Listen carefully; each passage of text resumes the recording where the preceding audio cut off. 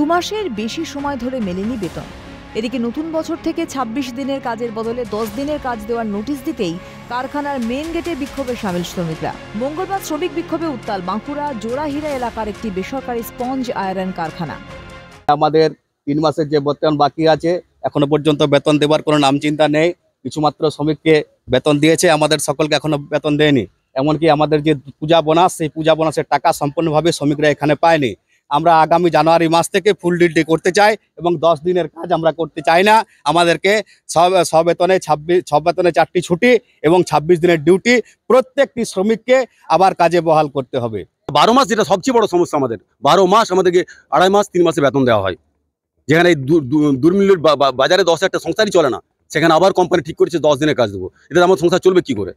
PF, ESI সহ একাধিক সুযোগ সুবিধা থেকে বঞ্চিত রাখার পাশাপাশি 2 মাসের বেশি সময় ধরে বকেয়া শ্রমিকদের বেতন। নোটিশ জারির পরই 21শে ডিসেম্বর থেকে লাগাতার অবস্থান বিক্ষোভে সামিল হন শ্রমিকরা। অবিলম্বে দাবি পূরণ না হলে আগামী দিনে আরও বৃহত্তর আন্দোলনের হুঁশিয়ারি দিয়েছেন আন্দোলনরত শ্রমিকরা। ইউনিয়নদের সাথে কথা না বলে বা আমাদের লেবারদের সাথে কথা না বলে হঠাৎ করে 20 তারিখে নোটিশ একটা দেয় যে জানুয়ারি মাস থেকে 10 দিন কাজ করতে হবে। আমরা সেই কাজের তীব্র প্রতিবাদ জানাচ্ছি। আমরা প্রতি মাসে 26 দিনের কাজ এবং 4টি ছুটি সবেতনের জন্য পাই। এই বেতন যদি আমাদের কাজ অবিলম্বে ফিরিয়ে না দেয়, বেতন যদি ঠিকমতো না দেয়, তাহলে আমরা বৃহত্তর আন্দোলনের দিকে পদক্ষেপ নেব। ঘটনার জেরে একরাশ অনিশ্চয়তার মধ্যেই দিন কাটাচ্ছেন শ্রমিক পরিবারগুলি।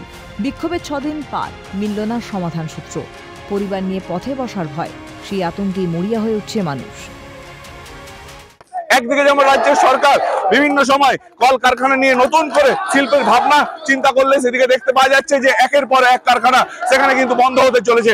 তাহলে যে এই সব শ্রমিকরা কাজ করছে, তাদের ভবিষ্যৎ গিয়ে কোথায় দাঁড়াবে? তাই কিন্তু তারা বৃহত্তর আন্দোলনের ডাক দিয়েছে। বাঁকুড়া জোড়াহীরা থেকে স্বরূপ রায়, ক্যালকাটা নিউজ।